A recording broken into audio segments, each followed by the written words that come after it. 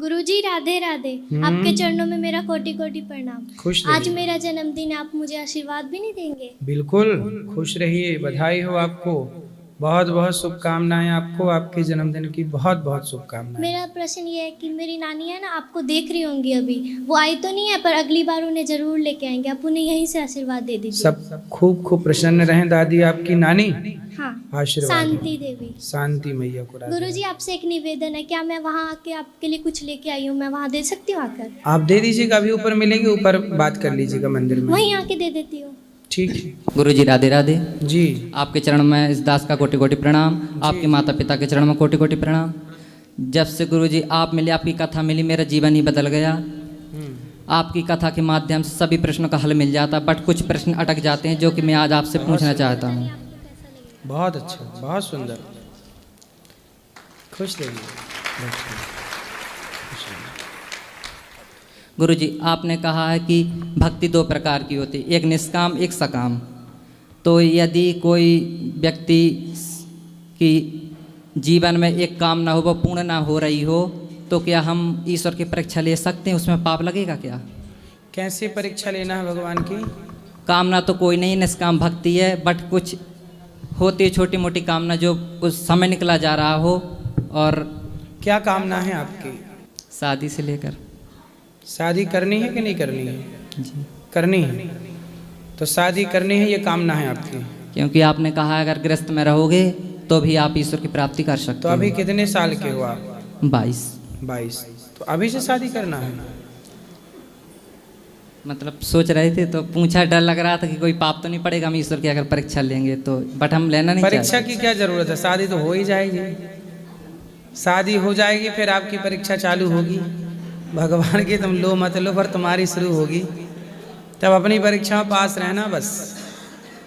तो क्या काम धाम करते हो आप? पहले तो हम मतलब कंपनी में काम करते थे, जब से आपकी कथा मिली आपने कहा कि मालिक बनना चाहिए, तो फिर अपना पानी पूरी का बिजनेस शुरू किया। तो कितना कमा लेते हो? अभी तो स्टार्ट ही किया, तो कभी 700 कभी 800 रोज का? हाँ। पहले कितना कमाते थे नौकरी पे? पहले वही 400 या 500 बस। और अब 700, मतलब कमाई डबल हो गई है। उसी में से थोड़ा वृद्ध माताओं के लिए सेवा के लिए निकालते हैं। सही है। तो अब आप ये बताओ कि कोई लड़की पसंद है आपको? वो तो ईश्वर ही जाने गुरुजी। आपके पिताजी माँ जी नहीं देख रहे हैं लड़की आपके लिए? देख रहे हैं, ढूंढ रहे हैं कि नहीं? माता पिता हैं जी। क्या करते हैं? मजदूरी। ठीक है, मिलेगी लड़की और अच्छे विवाह भी होगा, निश्चिंत रहिएगा। जी गुरुजी। खुश रहिए। राधे राधे। राधे राधे। गुरुजी राधे राधे। जी मैया। गुरुजी हम सीतामढ़ी बिहार से आए हैं। गुरुजी क्या पति कहते हैं कि काम करते हैं हम लोग घर में, तो हमको 2 लड़का है 2 लड़की है, तो पत्नी क्या घर के काम नहीं करती है? क्यों पत्नी नहीं करेगी तो कौन करेगा? तो कहते हैं घर से सब चल जाओ। कौन बोलता है? हमको पति बोलता है, उसको माता पिता भी साथ देते हैं। आपको बोलते हैं चली जाओ? हाँ, सभी आदमी को। क्यों? कि नहीं रहने देगा घर में, और माता पिता भी साथ देता है गुरुजी।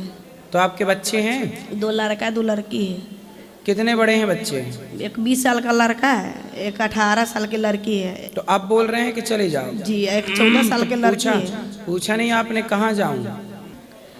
जी हम समझा कर था गए, गुरुजी बहुत दारू पीता है, अब बहुते हंगामा करता है, पैसा कमाता है तो कहते हम भी कमाते हैं, आपके क्यों दे पैसा?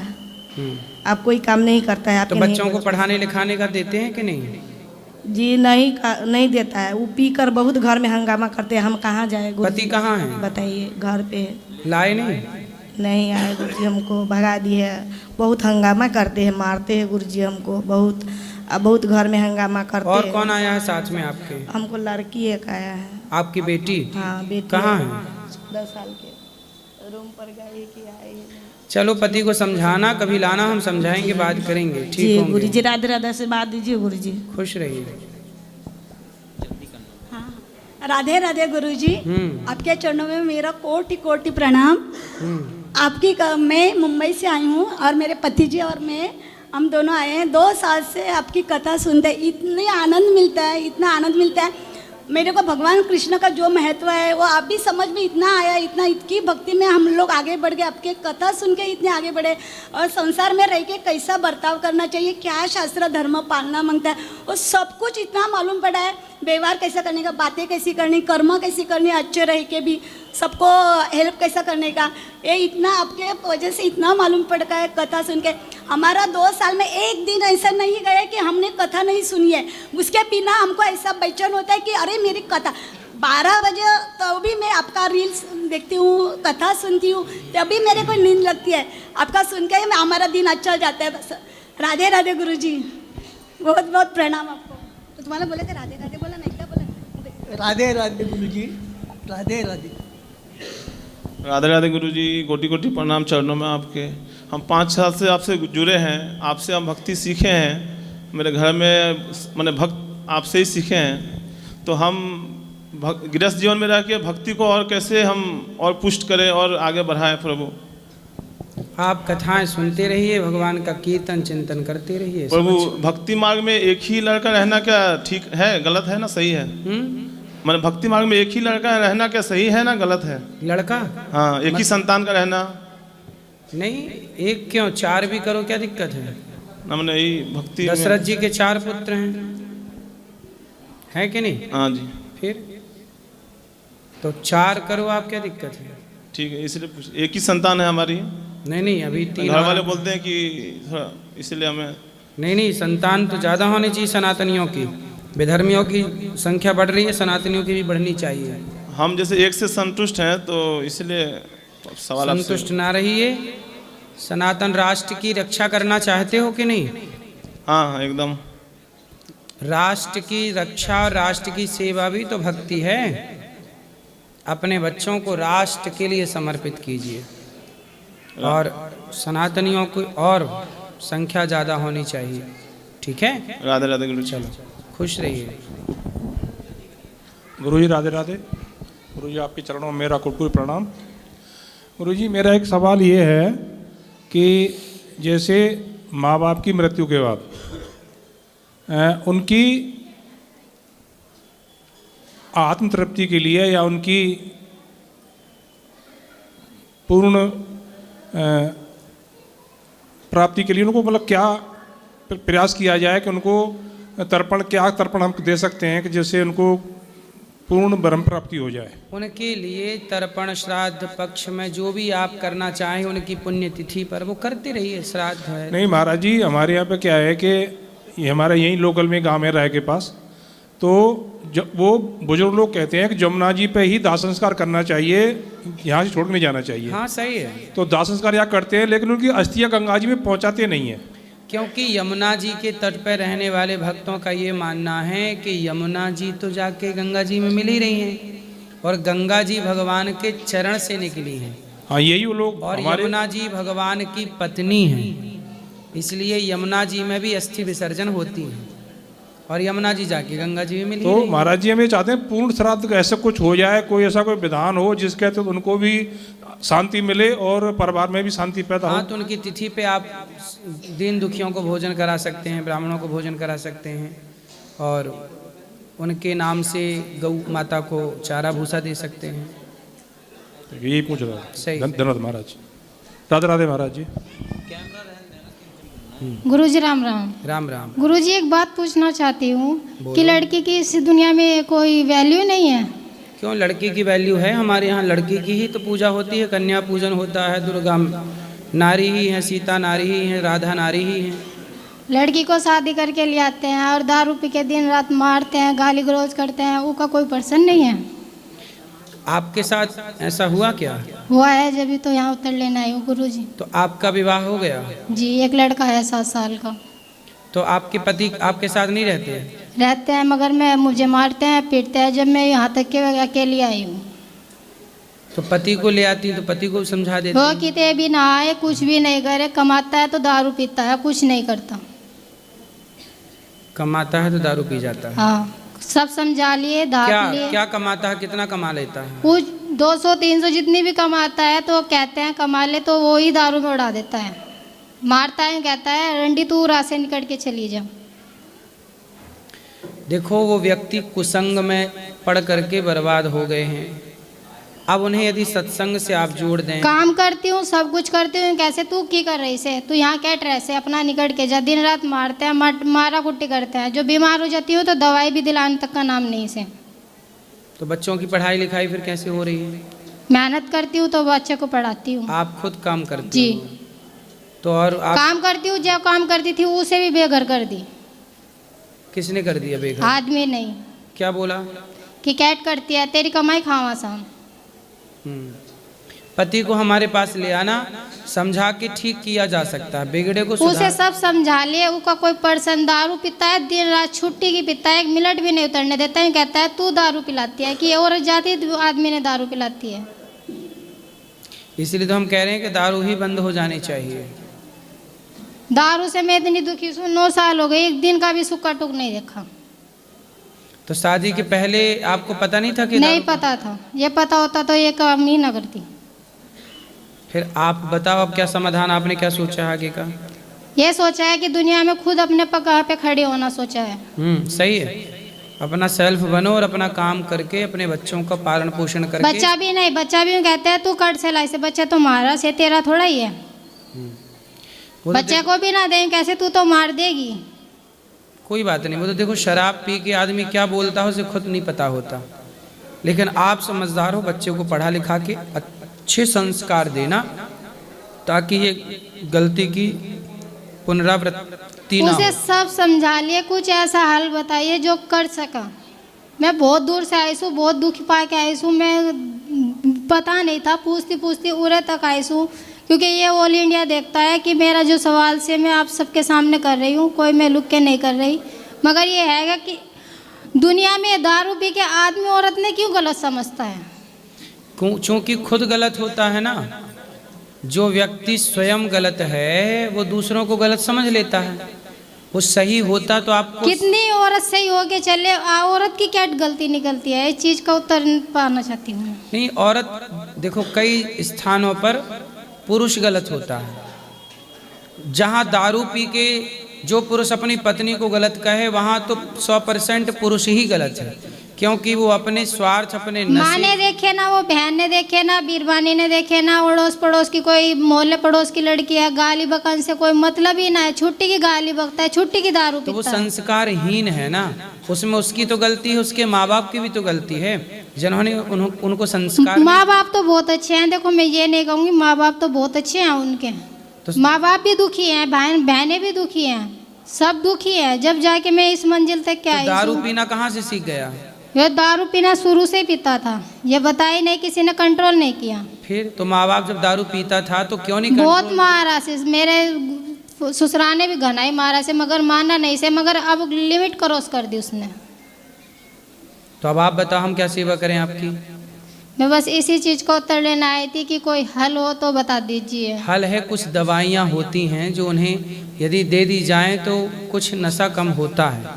तो कुछ दवाइयाँ होती हैं, तो वो अभी आप ऊपर मंदिर में मिलिएगा तो वो दवाई का हम एड्रेस दे देंगे, तो आप वो दवाई लेके उनको खिलाएं। ये भी प्रैक्टिकल करके देख सकते हैं, भगवान चाहे। ठीक है गुरुजी, मैं बहुत आज से आई हूँ आपके पास। ठीक है राधे राधे गुरुजी। जी। गुरुजी मैं लखनऊ से आई हूँ, मैं रेणु श्रीवास्तव। मैं रोज़ टीवी पे आपकी भागवत सुनती हूँ डेली। मुझे बहुत इच्छा थी कि मैं आकर के यहाँ भी भागवत सुनूं, वो इच्छा आज मुझे पूरी हो गई। मैं बता नहीं सकती हूँ मैं कितना खुश हूँ। गुरुजी मुझे बस एक चीज़ पूछना है, आपसे कहना है, विनती करना है। मेरे 2 बच्चे हैं, बच्चे अच्छे हैं, पढ़ने में भी अच्छे हैं। एक इंटर पास किया है, वो मतलब उसको इच्छा है कि सीए बने। गुरुजी आशीर्वाद दीजिए कि उस अपने मंजिल पकड़ ले, और बेटी की भी अच्छी शादी हो। गुरुजी बहुत पैसे वाले तो नहीं हैं, लेकिन प्रभु के चरणों में मेरी बहुत असीम लगन है, और मेरी बस सब कुछ मैंने उन्हीं पे सौंप दिया है। गुरुजी बस यही अरमान है। चिंता ना करिए, भगवान सब ठीक करेंगे। प्रणाम गुरुजी, राधे राधे। खुश रहिए। महाराज जी प्रणाम। राधे राधे। राधे राधे। महाराज जी मैं मुरैना से आया हूँ, एमपी मध्य प्रदेश से, और मैं आर्मी से रिटायर हूँ। मैं आपका बड़ा भक्त हूँ, और मेरे 2 बच्चे हैं, उनको थोड़ा नौकरी तो नहीं कहीं लग नहीं पाई, बहुत कोशिश किया, मगर अब उनने छोटा सा एक बिजनेस डाल दिया है, तो उसमें आप इसी कृपा करो कि वो चल जाए। होगा, चलेगा बिहारी जी, चलाएंगे, चिंता ना करिए। प्रणाम महाराज जी। खुश रहिए। गुरुजी राधे राधे, आपके चरणों में दंडवत प्रणाम। जी गुरुजी, एक प्रश्न है, गुरुजी क्या बिना गुरु मंत्र के मंत्र इत्यादि जाप कर सकते हैं? देखो, बिना गुरु के कोई भी मंत्र नहीं होता जी। इसलिए हमारे सनातन की परंपरा है गुरु परंपरा जी। इसलिए गुरु परंपरा से ही मंत्र प्राप्त करना चाहिए। जी। गुरुजी, एक प्रश्न और है, गुरुजी सुबह उठकर हमें भगवान से क्या प्रार्थना करनी चाहिए और सोते समय? यही कहना चाहिए, त्वमेव माता च पिता त्वमेव त्वमेव बन्धुश्च सखा त्वमेव त्वमेव विद्या द्रविणं त्वमेव त्वमेव सर्वं मम देव देव। यही कहना चाहिए कि प्रभु आप ही हमारी माता हैं, आपके सिवा हमारा कोई नहीं है। और बस यही कहना चाहिए कि हे नाथ, मैं आपको कभी भूलूं नहीं, आप ही हमारे माता हैं, आप ही पिता हैं, आप ही हमारी बुद्धि हैं, आप हमारे सब कुछ हैं। त्वमेव सर्वम मम देव देव। यही प्रार्थना। गुरुजी, मंदिर इत्यादि में जैसे हम मोजे इत्यादि पहन के जाते हैं तो कई लोग बोले कि नहीं जाना चाहिए, तो इसमें आप क्या मार्गदर्शन? कुछ ठीक है, आप अपनी सुविधा के अनुसार देख लीजिए। यदि वहाँ मना ही करते हैं कि मत पहन के आओ तो उतार लो। तो गुरुजी ऐसा कुछ इसमें क्या नहीं? ऐसा देखो, इसका साइंस है, विज्ञान है जी। हमेशा हमारे अपने पाँवों को, चलो सर्दी है, जुखाम है तो आप ढक लो तलवे जी। लेकिन तलवे हमेशा खाली होना चाहिए जी। जब आप हरी घास में अपने पाँव रखते हैं तो आपने देखा होगा कि जमीन में अर्थ होता है। पहले फेस का तार लोग ले लेते थे और अर्थिंग घर पे कर लेते थे जमीन के अंदर, और बल्ब जलता रहता था। तो जमीन के अंदर अर्थ है कि नहीं? तो हमारे शरीर में भी जो एनर्जी है, बिजली है, हमारा शरीर भी तो गर्म रहता है। तो हमारे शरीर में जो बिजली बन रही है, गर्माहट है, वो कहाँ जाए? तो तलवों के द्वारा जमीन में जब आप हरी घास में या पानी में स्पर्श करते हैं तो तुरंत चली जाती है। और स्वास्थ्य, इसलिए डॉक्टर क्या बोलते हैं कि सवेरे सवेरे नंगे पांव हरी घास पर चलिए, टहलिए, ताकि आपके शरीर की गर्माहट निकल जाए। तो मंदिर इत्यादि में इसलिए है कि वहाँ पे हमेशा पॉजिटिविटी ज़्यादा है, तो आपके शरीर में जितनी नकारात्मकता है वो समाप्त हो जाएगी। जैसे एक छोटा सा एग्जाम्पल देखते हैं, कहते हैं कि मंदिर बनाते हैं जी, तो वैश्यालय की भी माटी लाते हैं।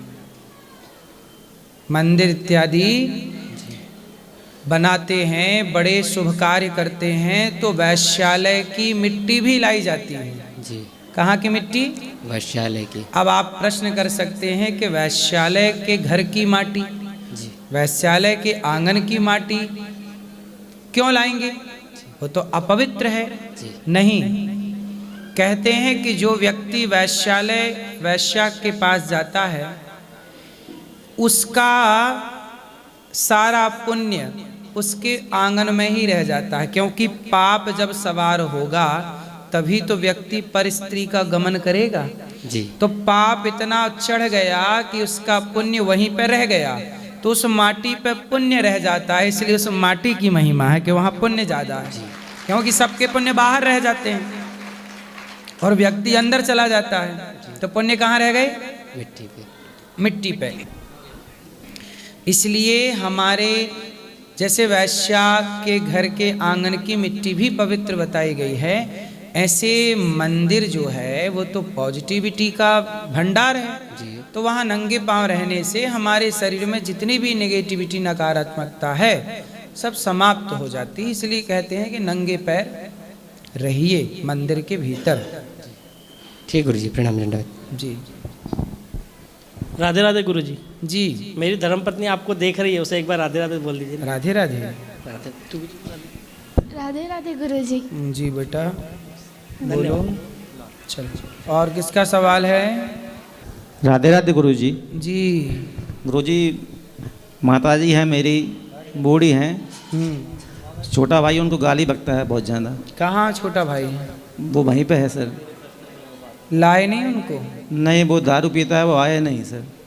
लाते तो समझाते, आए नहीं तो क्या बात करें उनकी? बहुत बुरी गाली देता है, मुझे सहन होती नहीं है। तो आप उसको समझाओ, एक बार मेरे पास लाना। गुरुजी समझता नहीं है बिल्कुल ही वो। तुम मेरे पास लाओ, मेरे से समझेगा वो। ठीक है, ऐसे लोगों को जरूर लाना चाहिए, बिगड़े लोगों के लिए तो सत्संग है। ठीक है गुरुजी। जय श्री राधे गुरुजी। राधे राधे। और मेरा सवाल ये है कि जो मेरे पिताजी हैं, मैं प्रेमानंद जी महाराज से जुड़ा हुआ हूँ और नाम जप भी कर रहा हूँ मैं। और उन्होंने मुझे एक पद्धति बताई थी, उससे मैंने भजन भी ट्रांसफ़र किया मेरे पिताजी के खाते में। लेकिन इसके बावजूद भी उनकी जो स्थिति है वो सुधार नहीं रही है। पिताजी की? जी। क्या स्थिति है उनकी? स्थिति यही है, वो भजन नहीं करते हैं। इधर उधर के कामों में, इधर उधर की चीज़ों में, गलत चीज़ों में उनकी रति हो रही है। पूर्व जन्म के पाप से हरि चर्चा न सुहाए। यदि किसी को भगवान की चर्चा, भगवान का भजन अच्छा नहीं लगता तो उसके पूर्व जन्म के पाप हैं, जिन पापों के कारण भगवत चर्चा उसे अच्छी नहीं लगती, संतों की संगति अच्छी नहीं लगती। बिल्कुल सही बात है। इसलिए वो पूर्व जन्म के पाप हैं और वो पाप ही उनको संसार में उलझाए रखे हैं। तो इसके लिए क्या कर सकते हैं? अब इनके लिए आप भजन कर रहे हैं, भगवान कृपा करेंगे तो आपके भजन का प्रभाव उन पर पड़ेगा और उन्हें जरा सत्संग मिल जाए। ठीक ठीक। सत्संग में चलाता हूँ तो मुझको गालियाँ देने लगते हैं। हाँ, तो उनको सुधार हो जाएगा यदि उनको तनिक सत्संग मिल गया तो। सत्संग से बहुत प्रभाव पड़ता है। सत्संग में वो बैठते ही नहीं। तो कहाँ बैठते हैं? वो तो कहीं भी बैठ जाते हैं, लेकिन सत्संग नहीं सुनेंगे। हाँ, तो वो पूर्व जन्म का पाप इतना प्रबल है उनका कि वो सत्संग में बैठने ही नहीं देता। मतलब उच्च कोटि के पापी हैं फिर। अब मैं तो नहीं कह सकता। हाँ नहीं, इसे हाँ आप कहाँ कह रहे हैं, VIP पापी। ठीक है गुरुजी, जय श्री राधे। इस तरह के पाप हैं कि सत्संग में कहे नहीं जाना। आप बोला करो ना कि चलो।